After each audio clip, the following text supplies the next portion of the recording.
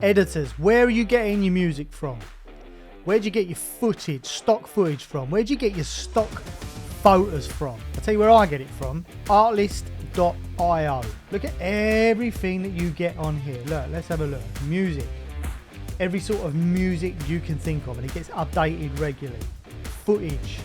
Any sort of footage that you want. Come on, what are we going to be looking for? Let's put drone footage of London. Look at this, absolutely amazing stuff, and it's all royalty free. Obviously you have to pay a subscription. I'll pay for the pro version. What that does is that gives you peace of mind that you have no copyright issues or anything whatsoever. You also have LUTs. What are LUTs? LUTs are basically colouring for your video.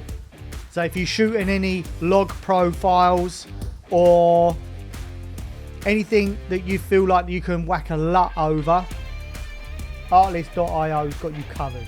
Plenty of different LUTs on here for all different scenarios. Listen, if you do fancy sponsoring one of my videos, I would love it. I really would. Hope you're having a fab day. Weather's coming out, spring's on the way. Means there's some outdoor shooting coming. I can't wait to get the drone up in the air as well and start doing all that. So, see you soon.